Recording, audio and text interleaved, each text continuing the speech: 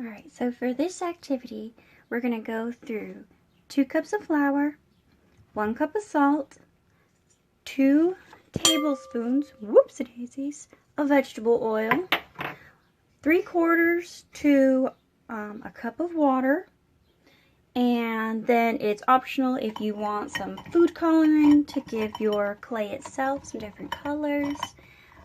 Some of my kids really like that. Some of them just want it plain. And you can grab some sculpting tools if you want. Even something as simple as toothpicks. Unless you have the fancy tools. I like working on a cutting board. I usually cover it with foil, but I'm almost out of foil. And you're going to need a big bowl, a baking sheet, a ribbon if you want to hang it, and an oven, because we're going to cook these afterwards, alright? Okay, so the first thing I always do when I make these projects is extra moisturize my hands, because otherwise you are going to stick to so much dough, and that really helps with just the general stickiness. And then, oh, well, that's not a good place at all. We're going to take our first cup of flour, our second cup of salt, and then grab 1 more cup of flour.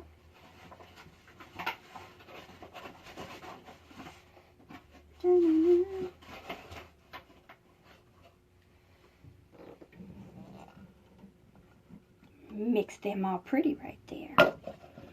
You'll get a nice fluff. And just kind of hand toss them a little bit, because you don't want big chunks of salt just kind of laying around. And they'll end up really gritty. No one wants gritty. That much grittiness. And the flour is really what gives us that stickiness, because as we start working it, we end up getting a lot of that extra gluten. That's what makes it stretchy. Alright. Next we're going to go with vegetable oil. We need 2 tablespoons.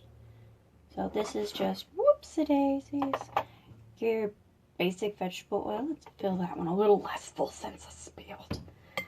That's my gift here. It's your basic bulky vegetable oil, and it is not appealing looking at the moment. We're going to start adding our water just a little bit at a time.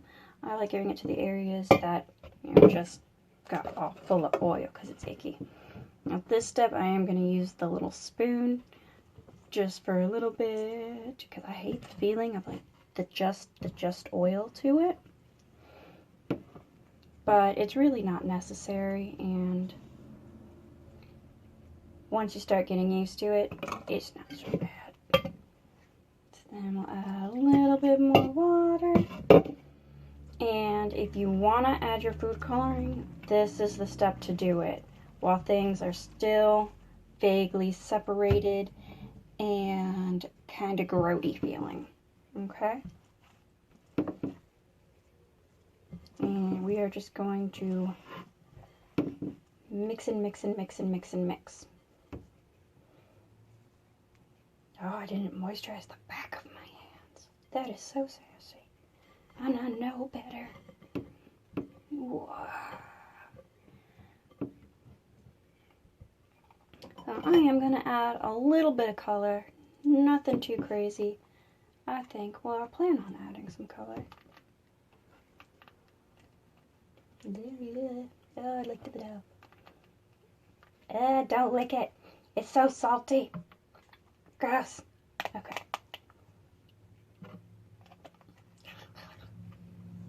I'm going to do some blue and some neon purple. Because if we don't like how the color turns out, you are able to paint this kind with some acrylic paint anyway.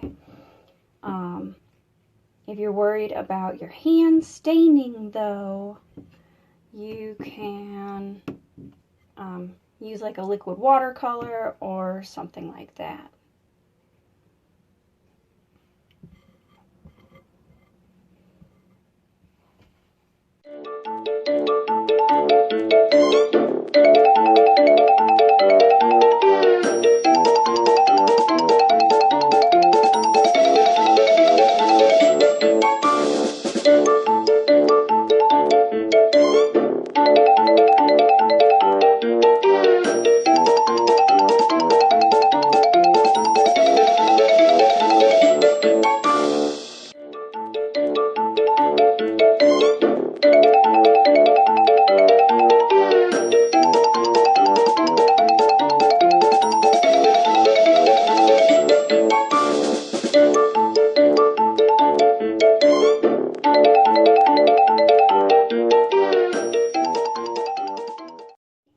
So we finished kneading it up in the bowl, and then I took it out of the bowl and just kind of kneaded it just like bread out here on the board.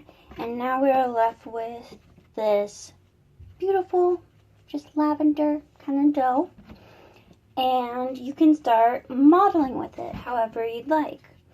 And one thing to keep in mind with this kind of dough in particular is that your pieces do have to be fairly thin for them to not crack. So if you are a parent doing this for a child, keep an eye on that, you know. But you can really do any shapes you want. You can even do some like 3D sculpture sort of things. So say I want like I want to make a wee little leaf and give it some roughly little edges. And bada bing, bada boom. And you want to keep it smoothed out because any textures you have in there is pretty much what you're going to have in your finished product. Because of the salt, you're going to get a really cool effect. But if you blend it well, you are not going to actually have a rough clay. It's going to be smooth, just like actual modeling clay, which is going to be pretty neat. Okay. So what I'm going to do is I'm going to take it like this, and then fold, fold, fold. And something neat you can actually do when you're making leaves is go outside, like to the out of doors, and find a leaf that you really like or just kind of in the size you want, and you can actually press it down into the clay and you'll end up with that real leaf pattern. So you don't actually have to sculpt all of those wee details, which is really handy. If you want, you can make really pretty basic pottery. I mean, unless you are a master pottery maker, then you do your advanced pottery. Sweep up your board every now and again. You'll see that I did flour the board just a little bit to work with some of the extra stickiness from when I just kind of threw it out on the table. But while you're playing with it, preheat your oven to 250 degrees because this is a baked clay, not an air dry.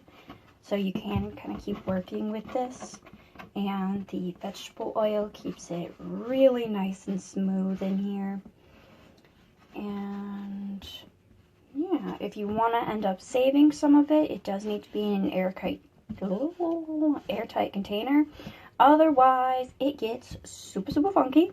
But the salt is one of those ingredients that will actually keep your clay really nice. So right now, I'm not actually sure what I'm making. Kind of just making some stuff. So you can do other things with it. You can do a flat panel and do a handprint in it. It'll get all of the details of all of the fingers, the toes, the whatever you want to put in it. I do one for my dog here. It's pretty cute, you know, just for us weirdos out there. Anyway, yeah. So that's always fun to me. And once you are all done, you're gonna put it on a baking tray. You can use wax paper if you're, nervous about your baking tray. or you can put it just straight on the tray and pop it in the oven. So I'm going to finish up my designs here and we'll see how that works. So I apologize for the crazy lighting, but it is incredibly dark in here because I only have this one little lamp. So all the pieces are finally done and dry, and it takes quite a bit longer than an hour for any pieces that are any sort of thickness. The only one that was done on schedule is my wee little bird, which has been painted and glossed completely. So I'm going to show you just the pieces that are done so far. Okay. Alright, so try not to judge my artistic talent. This was the first time I did the sculpting. So this is our wee bird. This is our brush rest. Because I was trying to think of, tools I would actually need and use. So I measured the different little lumps so that they could hold my brushes. And they're just a bright white craft paint. And I need a new mixing palette, and I thought, why make one? Why not make one, obviously. And then I tried my hand at a leaf, and I messed my leaf up when I was moving it. So I decided to make it kind of cool colored. I don't know if you can catch it on camera quite right, but it's actually super shimmery. This one has no paint, it's just glossed on one side because I need to sand it still. It's rough. It's very rough on that side. I collapsed part of it when I was putting it into a pan. So, ooh, that one's still a little sticky. And this guy, I'm going to put one more coat of enamel on it, because it's another one that I decided not to paint. I really liked the periwinkle color it turned, and I'm just going to put another gloss coat on top so that makeup doesn't seep in and get disgusting. And this is my sad butterfly. Oh, I smushed him pretty bad. I smushed him pretty bad. But I painted him anyway. So I didn't seal coat him because I want to see if I can help out his shape a little bit. Because, he's supposed to be like a 3D sort of design. It was a cute sketch, and it didn't really transfer into sculpting, so I didn't seal him yet. And the one that's been baked but not sealed or varnished is my bowl here. I dropped him, and he was already done cooking on this layer, so it busted right off. Because these are, they are really like the texture of a porcelain. So if you drop it, it will crack, it will break, it will go away. But I didn't cook him yet because, you can see, I left some flour in all of my fingernail holes. So I have to clean that up first.